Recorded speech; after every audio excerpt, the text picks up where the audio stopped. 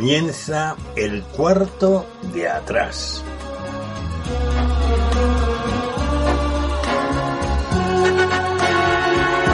El cuarto de atrás es un tiempo para conversar entre amigos acerca de temas que nos importan. No pretendemos dar sentencias ni valoraciones especializadas, sino aportar las opiniones de personas como tú que se detienen a pensar en asuntos importantes que ocurren en nuestro mundo. El cuarto de atrás abre sus puertas durante una hora para tratar temas de actualidad desde una perspectiva diferente, la mayoría de las veces en tertulia, aunque de vez en cuando también entramos en un tiempo más íntimo y en vez de tertulia es una entrevista. En todo caso, nuestro acercamiento a la actualidad procuramos siempre que sea en perspectiva cristiana, porque esta es una emisora cristiana. Acompañamos el tiempo del cuarto de atrás, o más bien lo sazonamos con 2 o 3 breves pizcas de adobo musical. Preferimos temas de la gran música, también llamada clásica, aunque de vez en cuando escuchamos música de otros estilos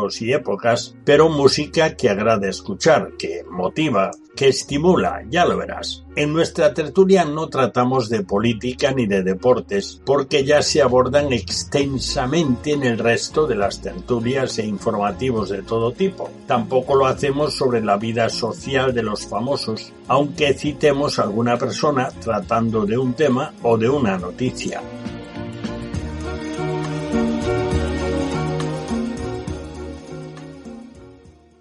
Bienvenidos al cuarto de atrás, nuestra tertulia o entrevista semanal, porque hoy comenzamos los programas de verano en los cuales predominarán las entrevistas. Habrá también algunos programas monográficos de música. Nuestro primer invitado en este nuevo tiempo de verano es nieto de un misionero inglés muy conocido que dedicó toda su vida llevando el evangelio por las aldeas y ciudades de Galicia. Este nieto de misionero también ha servido al Señor con el mismo espíritu, pero en un ámbito geográfico mucho más amplio, como veremos. Recibimos en el cuarto de atrás de verano a Jonathan Figueiredo Woodford. Bienvenido, Jonathan. Hola, buenos días. Un placer estar con vosotros. En nuestro cuarto de atrás nunca faltan las consabidas 3 pizcas de adobo musical. Hoy serán del compositor protestante alemán del período barroco,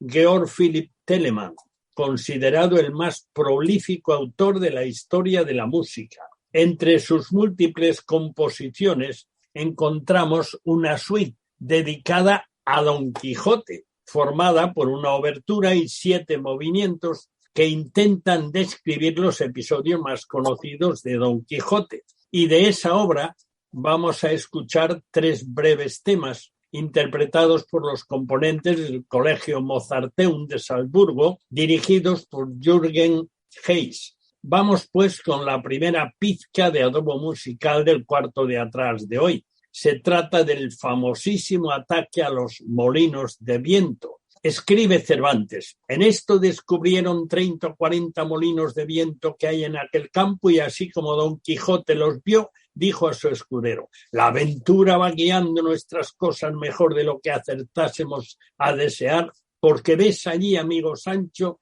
donde se descubren 30 o pocos más desaforados gigantes con quienes pienso hacer batalla y quitarles a todos sus vidas, con cuyos despojos comenzaremos a enriquecer, que esta es buena guerra y buen servicio de Dios quitar tan mala simiente de sobre la faz de la tierra. ¡Qué gigantes!, dijo Sancho Panza. Aquellos que ves allí, respondió su amo, de los brazos largos, que los suelen tener algunos de casi 2 leguas. Mire vuesa merced, respondió Sancho, que aquellos que allí se parecen no son gigantes, son molinos de viento, y lo que parecen brazos son las aspas, que volteadas del viento hacen andar la piedra del molino. Bien parece, dijo Don Quijote, que no estás cursada en esto de las aventuras. Ellos son gigantes, y si tienes miedo, quítate de ahí y ponte en oración en el espacio que yo voy a entrar con ellos en fiera y desigual batalla. Diciendo esto, dio espuelas a su caballo rocinante sin atender a las voces de Sancho advirtiéndole que sin duda eran molinos de viento y no gigantes. Él iba tan puesto que eran gigantes que ni oía las voces de su escudero. Non fullades, cobardes y viles criaturas, y me dicienden altas voces que un solo caballero es el que os acomete. Escuchemos al Colegio Mozarteum de Salzburgo, dirigidos por Jürgen Geis, interpretando Ataque a los molinos de viento de la suite Don Quijote de Telemann.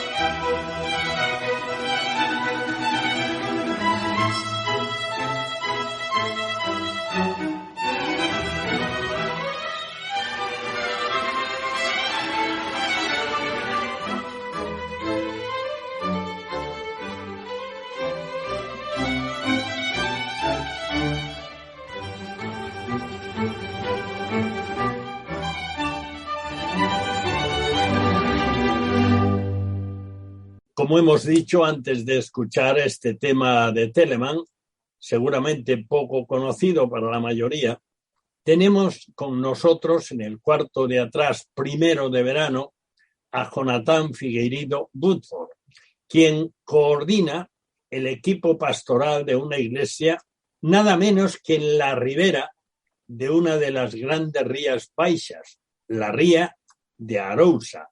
Jonathan, a pesar de que tú la conoces desde niño casi, ¿qué tal es esto de estar trabajando a la orilla de la ría de Arousa? Pues un privilegio que muchos desearían. La verdad es que las rías gallegas son increíbles y la ría de Arousa, bueno, es la más grande, lo cual no quiere decir que sea la más bonita, porque la ría de Vigo es muy bonita también, allí nací. Pero la ría de Arousa es preciosa porque tiene una variedad muy grande. Tenemos el bosque pegado al mar, tenemos poblaciones pesqueras, costeras preciosas y las vistas pues son increíbles. Incluso se nota una diferencia en cuanto al carácter de las personas. No es lo mismo las personas que viven al borde del mar que las que viven en una zona del interior, ya no solo rural, sino incluso urbana. Pero el carácter de la costa, del marinero, y aunque haya muchas actividades que no sean solamente de la pesca, pero sí que están influidas por un poco ese carácter de costero. Y es un privilegio trabajar aquí. Más aún, después de 32 años viviendo fuera de Galicia, entre Madrid y Valencia, que también era costa, pero que no tiene nada que ver con la costa gallega. Por cierto, ¿cuáles son los principales desafíos de estar coordinando un equipo pastoral en este siglo XXI? Desafíos son muchos. El primer desafío es coordinar un equipo, porque dentro de un equipo, evidentemente, cada uno de nosotros tenemos nuestras capacidades, nuestras cualidades, tenemos nuestro carácter, tenemos incluso nuestro propósito, que no siempre es el mismo, pero sí complementario. Y por eso es tan importante la función de coordinación, para poder rentabilizar al máximo todas las capacidades y todos los dones que Dios nos ha regalado como para poder coordinar. Por tanto, ese sería el primer reto, no tanto un problema, sino un desafío, como para poder hacerlo de una manera creativa y de una manera persistente.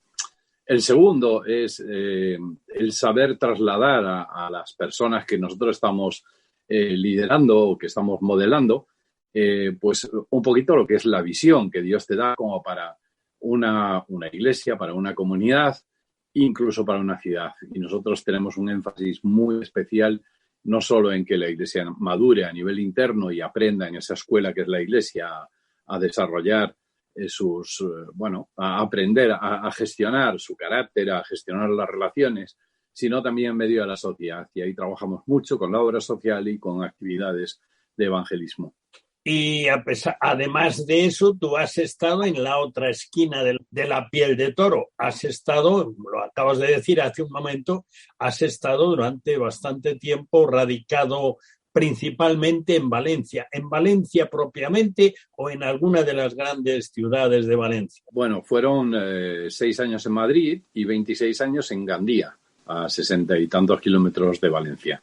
En la costa también, pero allí fue un periodo muy especial de mi vida. Yo fui allí por motivos profesionales, igual que a Madrid, pero allí aprendí muchas cosas acerca de lo que es el liderazgo, acerca de cómo gestionar un poquito la vida comunitaria.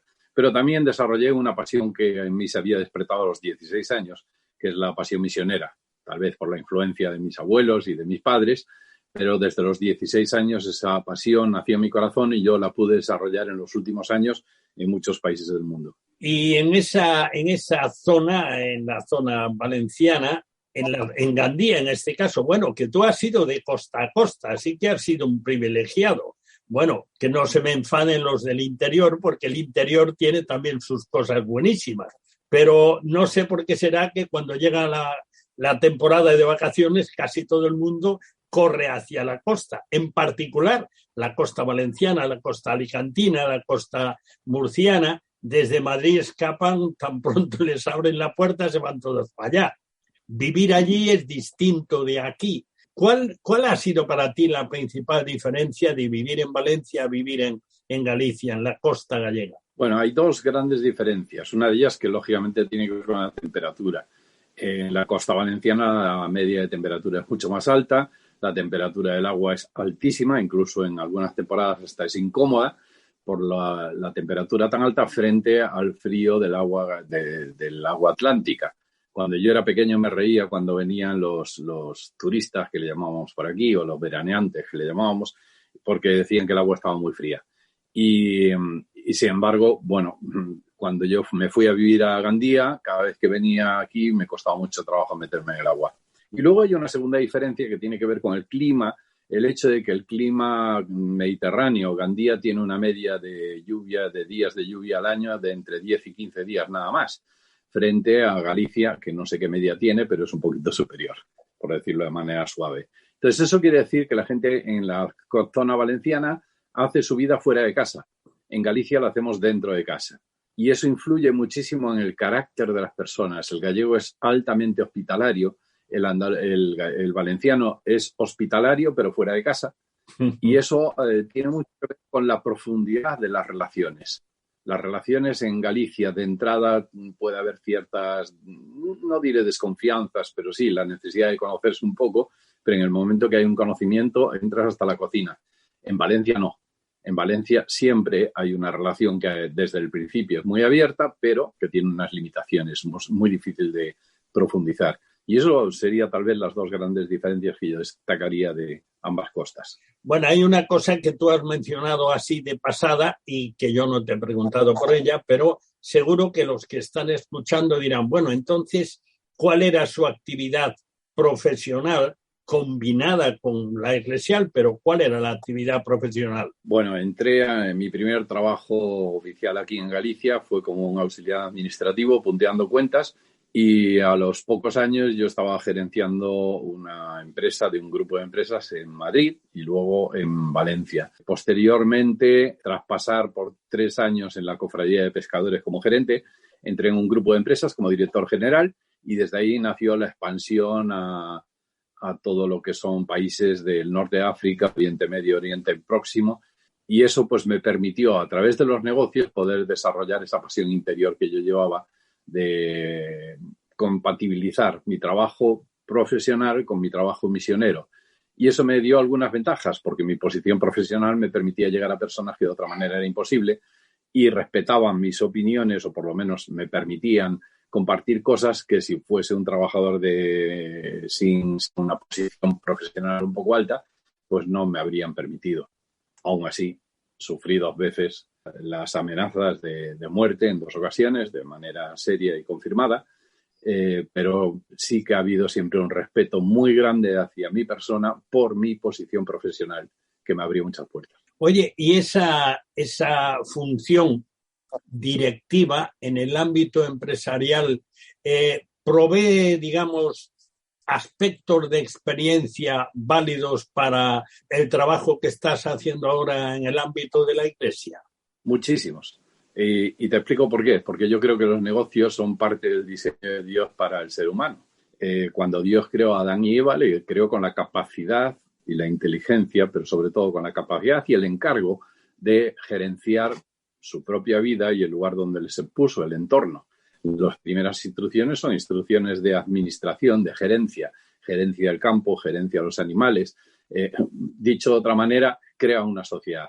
Por tanto, esos principios no han variado y son 100% aplicables a los negocios. Es verdad que los negocios han evolucionado, hay una serie de componentes dentro de cada negocio que tienen que en aquel entonces no existían y tenemos que buscar cómo afrontarlos, pero los principios son invariables. Y esos aplicados a los negocios traen resultados, además resultados muy, muy interesantes. Creo que gran parte de mi éxito profesional se debe a haber aplicado los valores y los principios de Dios a mi trabajo y a mi gestión. Oye, eso sí que va a sorprender a más de 4, ¿eh?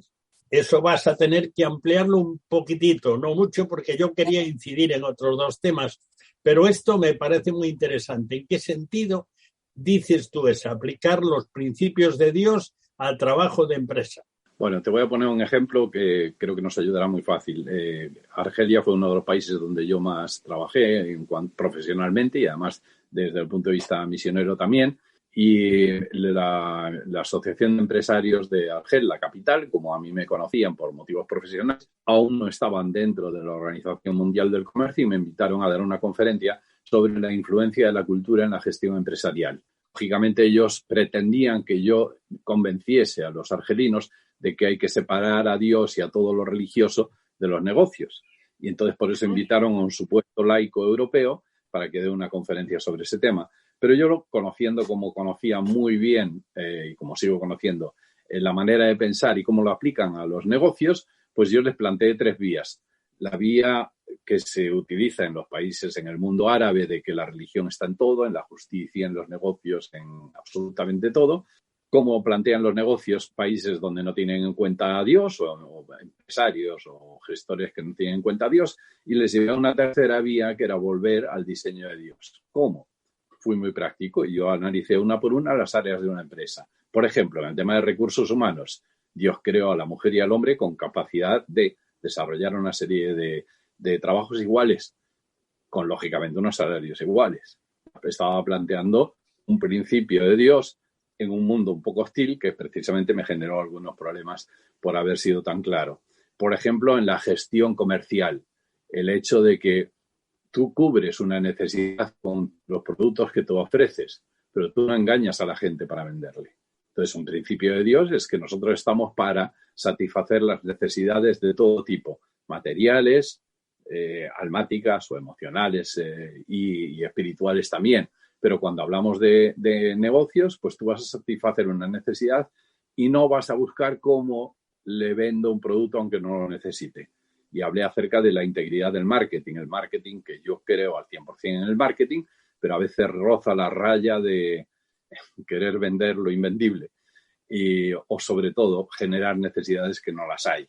Hablamos acerca de la investigación y el desarrollo, la importancia del I+D+I, la importancia de cuidar el medio ambiente como en de Dios.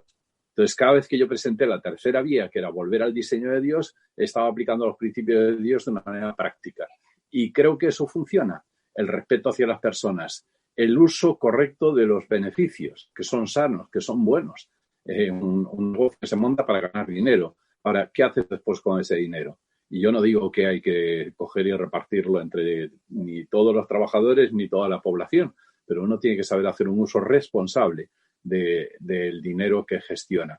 Y sobre todo las relaciones personales, bueno, y las distintas áreas que tiene una empresa, que ahora me tendría que extender una conferencia de 1 hora y media. Y ya que en esas dos áreas, que por cierto yo supongo que algunos saben, pero otros igual no lo saben, que la principal entrada de misioneros evangélicos en España fue precisamente por medio de trabajadores especializados, por ejemplo, ingenieros, que entraron y además de su trabajo hicieron labor misionera, y algo que les facilitó muchísimo la entrada en todos los estratos de la sociedad.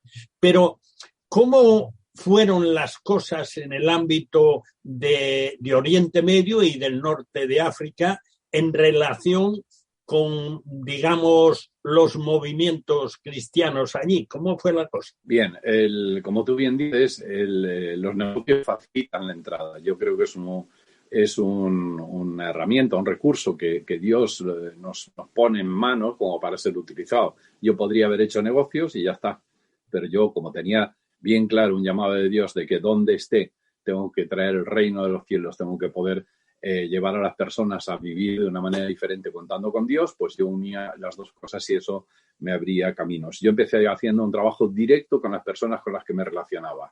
Por ejemplo, hablar de Dios, incluso hablando de negocios, lo cual les sorprendía mucho, sobre todo en países árabes.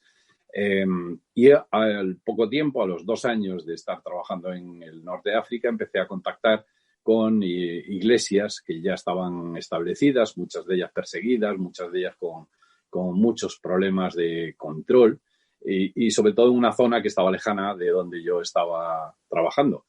Y eso me permitió pues contactar con ellas y poder crear incluso una franquicia de los productos que nosotros producíamos, fabricábamos allí en el país de destino, que pudiese mantener a familias pastorales y además generar recursos para mantener a los locales de las iglesias y los gastos que podían tener.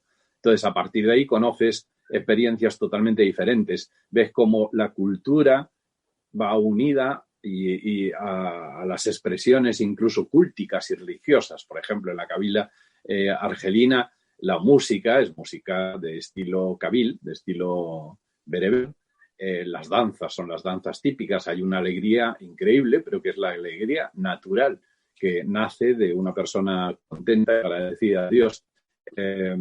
Bueno, me impresionó mucho y yo pues colaboré con ellos en la medida que pude, sobre todo facilitando un poquito un cierto apoyo económico, porque creo que el mejor misionero es el local. Bueno, vamos a hacer un pequeño alto en nuestro tiempo de tertulia, más bien nuestro tiempo de entrevista. Vamos a hacer un pequeño alto para dar lugar a la segunda pizca de adobo musical. Llamamos así a pequeños fragmentos musicales que, digamos, decoran nuestro tiempo de conversación, tanto en la tertulia como en las entrevistas. Así que hacemos un alto en nuestra interesantísima charla con Jonathan Figueiredo Woodford para ofrecerte la segunda de las pizcas de adobo musical, escuchando otro de los temas de la suite Don Quijote de Telemann. Y se trata de cómo unos duques se burlaron de Sancho Panza o pretendían hacerlo, poniéndole al frente del gobierno de una ínsula, es decir, de un pequeño poblado, para reírse de él. Escribe Cervantes que Sancho se ve obligada a juzgar diferentes casos, algunos típicos de la literatura universal, en los que demuestra ser un juez salomónico. En el caso del labrador que le pide al gobernador dinero para ayudar en la boda de su hijo, Sancho le echa inmediatamente de palacio. Cuando sale a hacer una ronda por la ínsula, por la población, durante su paseo suceden varios episodios en los que Sancho trata de favorecer a los pobres y demuestra sentido común, resolviendo varios casos con gran ecuanimidad, aplicando la máxima de en caso de duda, misericordia. La mayoría de las pruebas a las que se ve sometido Sancho, incluida la invasión ficticia de la ínsula, son bromas organizadas por los duques, que por otra parte salen trasquilados de sus nada loables intenciones, puesto que no consiguen el efecto deseado, ya que Sancho demuestra ser un gobernador con gran sentido de la justicia y de la equidad. Escuchemos al Colegio Mozarteum de Salzburgo, dirigidos por Jürgen Hayes, interpretando el tema Las burlas de los duques a Sancho de la suite Don Quijote de Telemann. Vamos a escucharlo.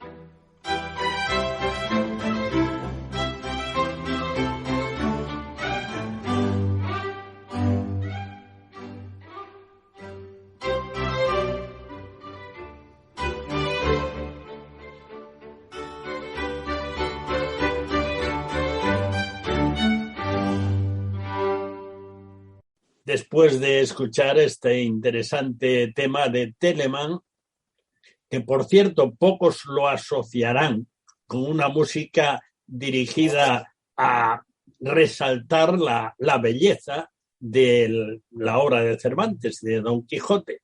Así que regresamos de nuevo a nuestra charla con Jonathan Figueiredo Woodford y en este momento estamos en Oriente Medio. Bueno, concretamente estamos en la zona de la Cabiria, en el norte de Argelia, en la zona bereber. Pero creo que, por lo que he oído de tu boca, Jonathan, pues que tú anduviste por más sitios, por ejemplo, por los países del Golfo. Entonces, amplíanos un poco la información de cosas que viviste por ahí y que se pueden contar por la radio. Como tú bien dices, Argelia tal vez fue el punto donde más tiempo estuve trabajando, más profundamente en el norte de África, aunque también llegué a tener una empresa compartida en Túnez y muchos trabajos profesionales en Marruecos. Y en Túnez llegamos incluso a trasladar parte de la estrategia que estábamos utilizando en Argelia como para llevar el evangelio a personas, entre otras cosas porque una de las socias era ministra de Fomento en el país y eso me permitía llegar todavía a comunicarme con personas más arriba. Pero estando en Argelia, en el año 2009, sufrí un infarto que me devolvió a España. Por esa parte, yo tengo una incapacidad permanente absoluta y ya no volví a viajar más al norte de África, aunque mantengo contacto con varias personas allí. Pero poco tiempo después surgió la posibilidad de viajar a la India por un grupo de pastores que estaban buscando, eran evangelistas sobre todo, que estaban buscando algún colectivo, algún pastor o algún movimiento que tuviese experiencia en plantación de iglesias y en formación de cuestiones muy básicas de cómo formar a los líderes como para llevar adelante una iglesia en un país tan poblado y precisamente entre un nivel cultural tan bajo como los intocables. Entonces, desde entonces surgió la posibilidad de viajar durante 6 años a la India y nuestro trabajo en la India era principalmente la de capacitar a líderes pastores algunos, otros eran simplemente líderes de iglesia o, bueno, importante trabajo, durante una semana y además crear centros comunitarios. Abrimos un orfanato, tuvimos varias escuelas de repaso de día, tuvimos una escuela permanente y como por la influencia de los colonos están acostumbrados a ver a un blanco y ver dinero, pues nuestro trabajo, que coincidía con nuestra enseñanza de dignidad, de que ellos son tan dignos como nosotros, fue generar algún trabajo productivo para que ellos descubriesen que tienen las mismas capacidades que nosotros, simplemente que tienen que ponerse manos a la obra y creerse que pueden. Y por eso durante 6 años estuve yendo a la India. Y en los viajes de ida y vuelta a la India, nuestro punto de escala intencionado era Dubái, en Oriente Medio, donde allí, pues bueno, si quieres te cuento después con más detalle cuál era el trabajo que nosotros desarrollamos en Dubái. Bueno, en todo caso, aquí ahora tenemos 2 sitios muy distantes y muy distintos, pero en este caso la distancia y seguramente ideológica también, aunque con ciertas similitudes, entre Dubái y... Pero en todo caso, ya que has llegado hasta la India, y en la India hay algo que tú ya has dejado asomar, pero mucha gente no lo sabe y otros tampoco lo entienden. Eso de las castas, aunque sea de una forma breve, dinos algo, ¿en qué consiste eso de las castas que está muy asentado en la sociedad india? Bien, es fundamental tener el concepto de las castas que realmente legalmente están abolidas, pero en la práctica siguen estando todavía. Básicamente hay 4 castas. La primera casta son los sacerdotes, los religiosos del hinduismo. La segunda casta serían los militares. La tercera casta se le llamaba los artesanos, que hoy serían los empresarios, todos que pueden generar recursos económicos. Y la cuarta casta serían los esclavos. Pero por debajo de la cuarta casta hay 248 millones de intocables que no se consideran ni siquiera esclavos. Precisamente con ellos con quienes hemos estado trabajando y seguimos trabajando, pero durante 6 años presencialmente allí. Hay las castas, entre ellas no hay un flujo de pasar de una casta a otra, sino que se reserva muy bien. Y algo que sí que nos impresionó mucho es ver cómo cuando en alguna casta superior conocían a Jesús, lo que hacían era descender o no tener ningún problema en relacionarse con castas menores. Por ejemplo, entre los intocables que nosotros hemos trabajado durante 6 años, hay varios que procedían de castas superiores, pero que se vestían como los intocables, se notaba una pequeña diferencia en su forma de vestir, pero que se reunían con ellos, cosa que en la vida social no sucedía. Las castas, por desgracia, existen y los intocables, que para mí el concepto era diferente al que descubrí allí, realmente son intocables hasta por recomendación de sanidad exterior, que nos decían no los toquéis, os vais a contagiar, nos teníamos que poner 6 vacunas en cada viaje para poder ir, pero son personas que su dignidad está por los suelos. O sea, no se consideran casi ni personas. Vas por la calle y encuentras a personas incluso muertas, tiradas en el suelo, esperando a que venga el camión, como si fuera un saco de basura. Y son personas que tienen unas necesidades emocionales y espirituales, además de materiales, increíbles. Y con ellos trabajamos y, bueno, a mí me cambiaron totalmente el chip, a pesar de que yo nunca me moví en un ambiente, bueno, me moví en ambientes de dinero, pero no personales, sino de otras personas. Pero a mí me cambiaron el chip y ver cómo personas sin recursos, personas que no se consideran casi ni humanos, podían ser felices en el momento que tenía a Jesús en su vida. Y ellos se sentían impactados cada vez que nosotros les saludábamos, les llegábamos incluso a dar un abrazo o orábamos por ellos, cosa que hacíamos cada día de una manera física, incluso en reuniones de 600 y 800 pastores, y orábamos por todos y por cada uno de ellos. Y eso les impactaba grandemente. ¿Se llega a ser intocable o se nace intocable? Se nace intocable. El tema es que algunos ahora consiguen superar mentalmente esa condición que le han, porque terminan creyendo. Se ten en cuenta que parte de los colonos hicieron muy buenos trabajos allí, no lo dudo, pero otros quisieron que el intocable no supiese nada más que llevar la cesta de la compra de la señora y si trabajaba en una fábrica, como mucho, aprender a pulsar el botón de on y de off, pero no tenían ningún interés en que conocieran nada más. Por tanto, les hicieron inútiles y ellos se lo creyeron. Entonces, por nuestro trabajo los 2 primeros años fue exclusivamente hablarles de que han sido creados a imagen y semejanza de Dios, que para Dios todos somos iguales, que Dios nos da capacidades a todos y que simplemente hay que desarrollarlas, o sea, descubrirlas, desarrollarlas. Y empezamos a descubrir de que Dios provee como para que nosotros seamos como cualquier otro ser humano en todos los sentidos.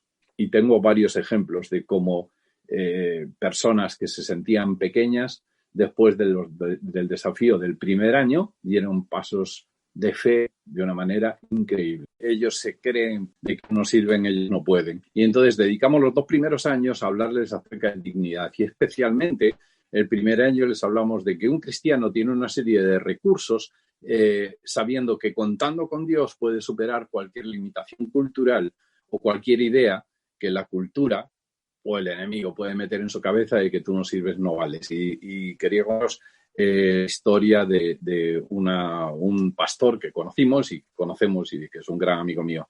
La segunda conferencia que tuvimos ahí, el segundo año, pedimos testimonios de personas que habían asistido a la primera conferencia y salió adelante un hombre bajito, gordito y empezó contando, bueno, con una alegría increíble de que él, que vivía en una zona rural, solo un paréntesis, las aldeas ahí pueden tener de 2.000 a 3.000 habitantes y en muchas de ellas no tienen ni siquiera una moto como en ninguna de las personas del pueblo, sino que esperan a que de vez en cuando venga alguien con alimentos y entonces compran lo que ellos no producen localmente. Entonces este hombre contó de que él podía atender a un grupo de personas en su iglesia, pequeñita, que él había creado, pero porque él creía que no podía llegar mucho más lejos. Entonces, como el desafío que le dejamos el año anterior fue prueba a Dios, da pasos de fe, entonces él dijo, yo oré a Dios y le dije, si me regalas una bicicleta, yo me encargaré de llevar el evangelio a 6 aldeas, que estamos hablando de bastantes personas, a 6 aldeas y en cada una de ellas voy a abrir un pequeño centro comunitario, pues como nosotros le llamamos los lugares de culto por una cuestión, para evitar problemas por la terminología. Y entonces él empezó a votar, a saltar y dice, Dios me regaló una bicicleta y estoy pastoreando 6 iglesias en 6 aldeas. Al año siguiente nosotros volvimos y teníamos que inaugurar un centro comunitario en otra de las aldeas perdidas allí en la zona selvática. Claro, allí son caminos, tienes que ir con un todoterreno y cuando alguien tiene que hacer una obra, pues el montón de arena lo hace en plena calle. Y llegamos y el todoterreno no podía pasar. De repente nos adelanta una moto negra y baja un hombre y como si fuera un perro, pues dándole a las manos, pues rebaja el montón de arena y nosotros pasamos. Cuando llegamos al lugar donde íbamos a inaugurar el centro comunitario, ¿quién era el de la moto? Era este hombre que le había pedido a Dios una bicicleta y ya tenía una moto. Y pasaron unos meses cuando repetimos un nuevo viaje, nos llevó a enseñar una construcción que él estaba haciendo de obra, cuando allí en las aldeas los templos son prácticamente 4 palos con techado de ramas de palmera, pues un edificio de obra pegado a su casa con capacidad para 130 personas que solamente le faltaba la instalación eléctrica. Nosotros le ofrendamos la instalación eléctrica y él inauguró, de hecho yo tuve el privilegio de predicar en la inauguración de ese templo. Estamos hablando de un hombre que creía que no podía, no servía y que no valía, aceptó el desafío, dio pasos de fe y en cuestión de 3 años tenía no solo moto, sino que además tenía un templo construido de obra o un local construido de obra con capacidad para 130 personas y estaba atendiendo a más de 6 aldeas en la zona. Por tanto, ahí es donde se ve cómo el evangelio puede transformar la mentalidad de las personas, ya no solo el corazón, sino la mentalidad de las personas y llevar a la práctica una transformación social, porque realmente es una transformación social mucho más profunda de las que hoy sentimos tan orgullosos y son superficiales al lado de esto. Es interesantísimo y estamos entrando en aspectos, en cuestiones referidas a ese país tan enorme, con, no sé, quizá 1.500 millones de habitantes, o sea, algo que nosotros ni somos capaces de visualizar ni entender. Pero, sobre todo, siempre que alguien habla de la India, habla de esa cuestión de las castas que, como tú bien decías, si están, digamos, legalmente prohibidas en la práctica social, pues siempre hay a quien le interesa, le conviene que se mantengan esas distancias. Y en cierta manera, las castas las hay en todas partes, pero no de una manera tan acentuada. Pero me parece, y seguro que a los que escuchan les va a parecer interesantísimo, el devolverles a personas que habían perdido hasta la percepción de su propia valía, descubrir por sí mismas la valía que tienen, porque delante de Dios no hay más valías y menos valías, sino que todos tenemos la misma dignidad delante de Él. Pero antes tú disparaste un pequeño recuerdo acerca de un país pequeño pero muy rico y muy conocido por los turistas, del que solo lo has mentado, pero volvemos para allá, nos salimos de la India, pillamos ese vuelo sin motores, sin gastar combustible ni contaminar la atmósfera y llegamos rápidamente a Dubái. De Dubái se saben muchas cosas de las que difunden para llamar a los turistas, para que vayan a Dubái a ver el edificio más alto del mundo y cosas de esas. Pero tú nos vas a contar otras cosas de Dubái que yo tampoco conozco, pero tengo mucha curiosidad por conocerlas, así que represento a los que escuchan el cuarto de atrás y que ya se les ha despertado la curiosidad. Cuéntanos, Jonathan. Vale, sí. El hecho de que nosotros hayamos visitado Dubái, aunque yo ya lo había hecho anteriormente por motivos profesionales, pero en esta ocasión eran escalas en nuestros viajes de ida y vuelta a la India, porque conocimos a un equipo pastoral en Dubái, entonces fuimos a colaborar con ellos en su iglesia e incluso también a aprender de ellos. Evidentemente estamos hablando de la noche y del día. Voy a poner un solo ejemplo. La renta per cápita de la India es 1.863 euros al año. La renta per cápita en los Emiratos Árabes es de 33.324 euros al año como media. Por lo tanto, estamos hablando de dos realidades totalmente diferentes. En un lado es la pobreza generalizada, con una población de cerca de 1.500 millones, frente a una población de 9 millones como puede haber en Dubái, que es tal vez el centro más conocido y más turístico turístico y económico, además de los Emiratos Árabes. Lo que hay igual en Dubái que en la India, que en España, es personas. Y todas las personas tienen necesidades. Y algunas, pues, las podemos satisfacer con dinero, otras las satisfacen con supervivencia, como puede suceder en la India, o otros en España de otras muchas maneras, porque España encima es un país muy rico donde tenemos muchas cosas que podemos hacer aparte de turismo, gastronomía, ocio y otras cosas. En Dubái es un país mayoritariamente árabe musulmán, a pesar de que hay muchísimo inmigrante filipino, muchísimo pakistaní, muchísimo inmigrante indio que representan hindú, porque indio realmente no es correcto, son inmigrantes hindúes que representan la mano de obra principal de Dubái. En Dubái, un dubaití no tiene que trabajar, no necesita trabajar, no pagan impuestos porque con los impuestos que genera el país ellos tienen todos los gastos cubiertos. Y de hecho nadie puede llegar a convertirse en dubaití si no es por nacimiento, por tanto solamente crece el país en cuanto a ciudadanos propios solamente por medio de las personas que son realmente dubaitíes, que han nacido ahí y que se multiplican familiarmente. Eso significa que hay dos realidades dentro de Dubái. Está el Dubái con dinero, está el Dubái de la opulencia, pero luego está el Dubái de los pisos patera, que le llamaríamos nosotros aquí en España, donde viven pues muchas personas de distintos países que vienen, que solo pueden entrar además con un contrato de trabajo, si no pueden entrar en el país, y allí viven hacinados trabajando como mano de obra.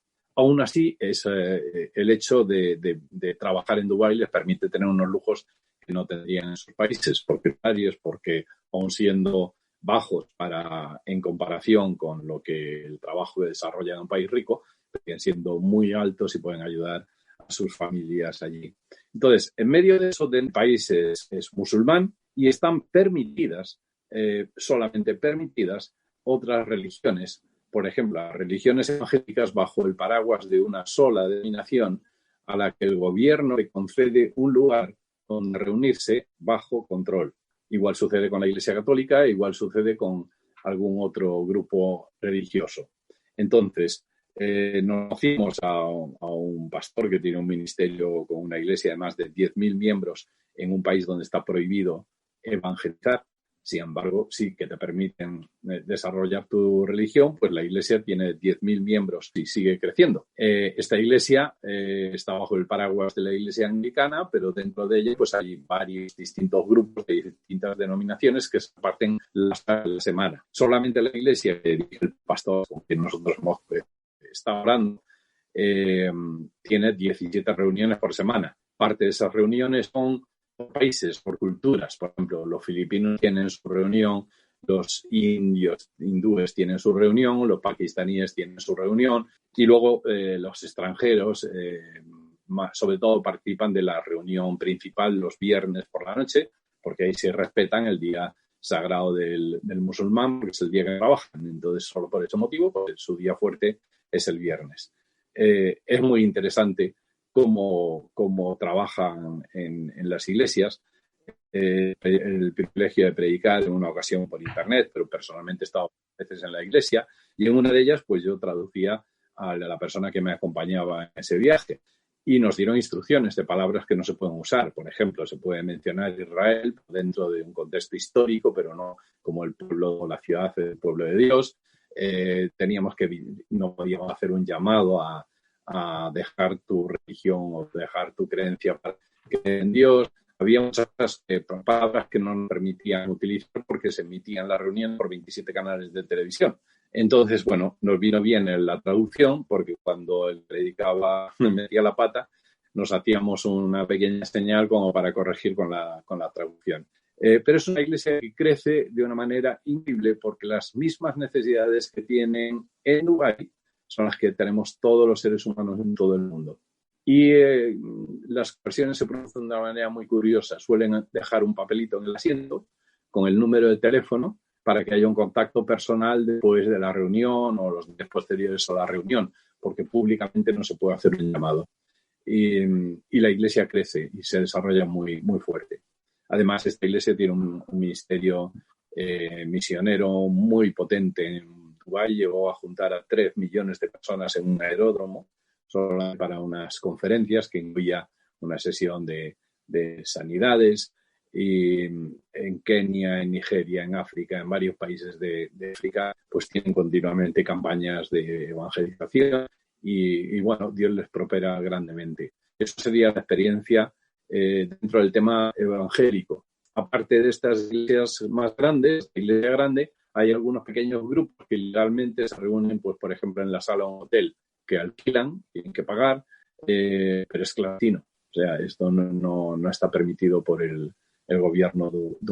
Pero es una experiencia muy interesante porque estas iglesias se ve que se nota perfectamente cómo se fusionan las personas de diferentes posiciones económicas y sociales, como si fuéramos lo que somos, un solo cuerpo. Bueno, en realidad, desde aquí, que yo sepa, tenemos muy poquita información de lo que pasa en el ámbito evangélico en general, de lo que pasa en los países del Golfo en particular. Sí tenemos información de tipo turístico y eso sí, seguro que más de 4 y el Burj Dubai, sí, eso, pero de la famosa urbanización de La Palmera y esas cosas, pero de conocer esos detalles casi nadie, porque casi todos piensan así de entrada que eso es un coto cerrado, que ahí, madre mía, cualquiera se meta ahí con los petroleros. Bueno, y aparte de los que forman esas congregaciones importantes en cuanto al tamaño, aparte de los inmigrantes, ya sean de la India de toda la vida, o sea, de la India y de Pakistán, que Pakistán era India también, y de los que vienen de Filipinas o de otros lugares, aparte de eso, hay miembros integrados que sean de los que no trabajan, porque eso de no trabajar y vivir bien es tiene que ser una gozada para algunos, para otros tiene que ser un fracaso. Pero hay también miembros plenamente cubaitíes en esas iglesias. Cubaitíes, dubaitíes. Sí los hay. Y la razón es muy sencilla. Como decía antes, para poder entrar en el país necesitas tu permiso de trabajo, si no, no entras y no te renuevan tus visados y no trabajas. Y Dios utilizó y está utilizando a las personas que dirigen las iglesias y que están involucradas de manera especial, personas que tienen una posición profesional muy alta.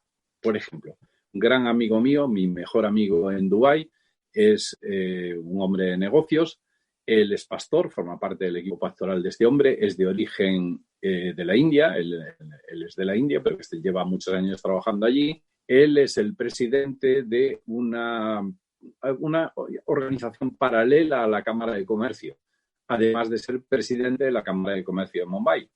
Con lo cual es un hombre que está en lo más alto. Él recibe a embajadores, recibe incluso a ministros de Economía y de Turismo. Él se mueve a nivel de grandes empresarios de todo el mundo. Por tanto, está a un nivel muy altamente reconocido.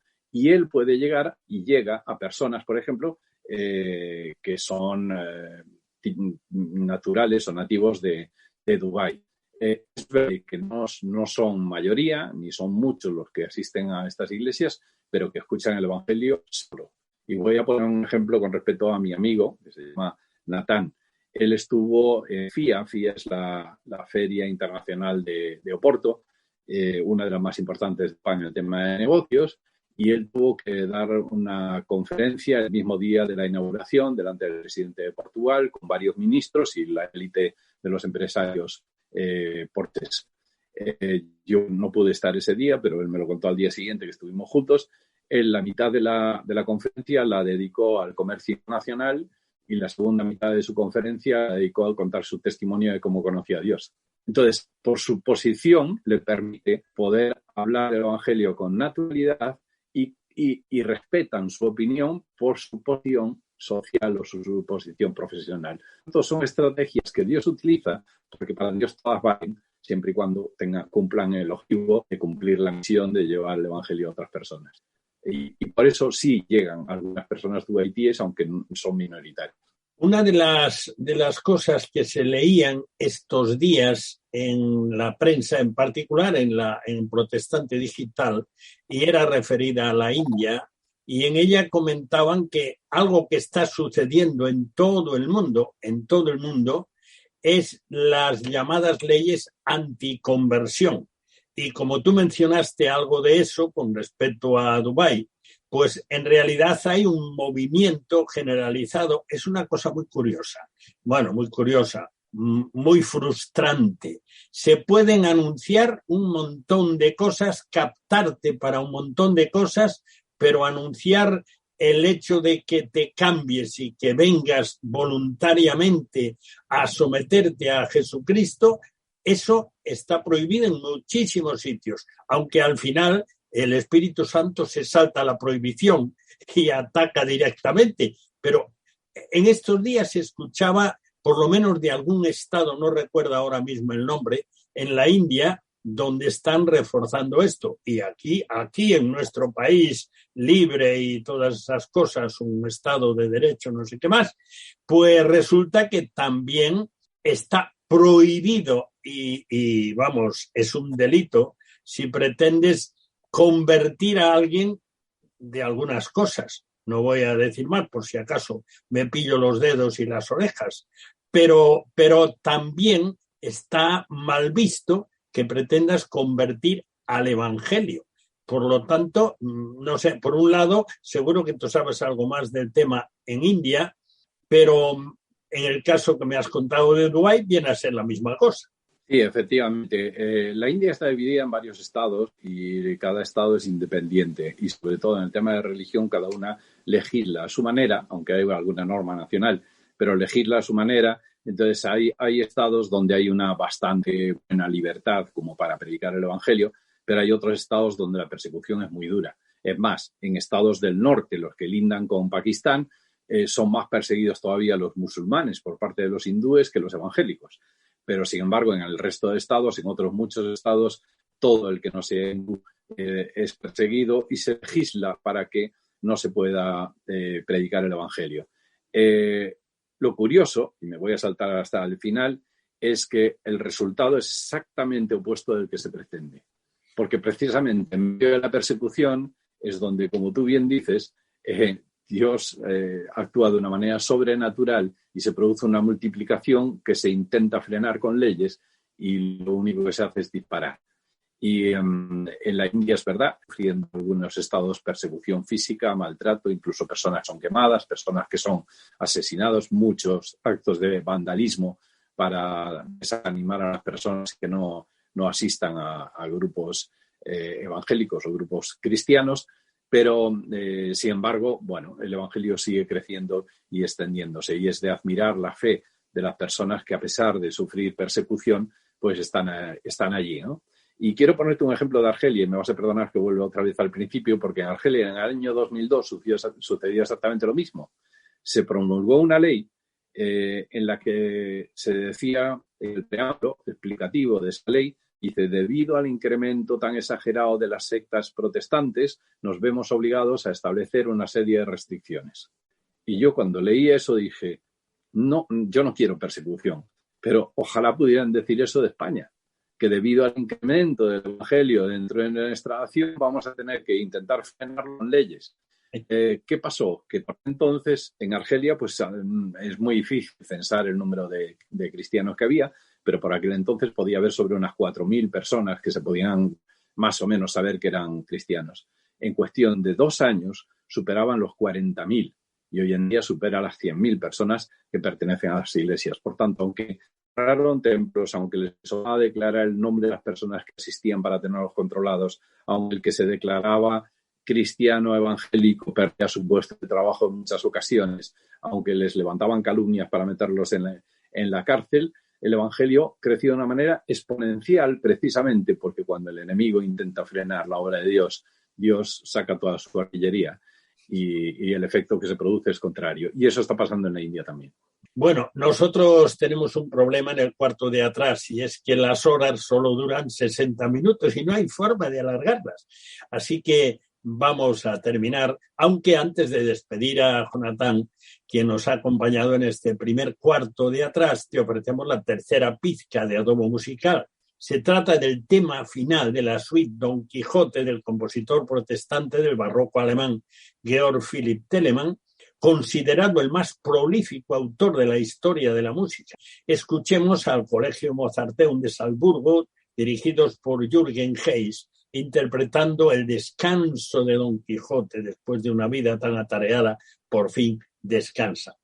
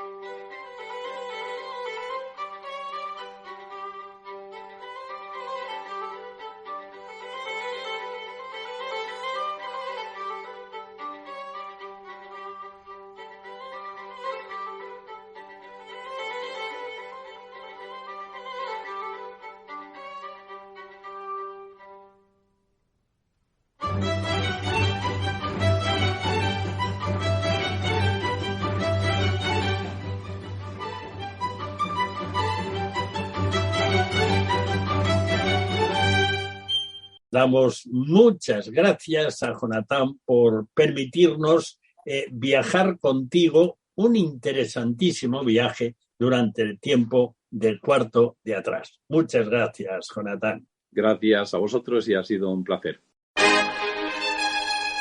Bueno, como una hora no da más que para 60 minutos, terminamos. Damos gracias a Dios por permitirnos salir al aire una vez más. El cuarto de atrás cierra de nuevo sus puertas hasta la próxima semana, si Dios quiere.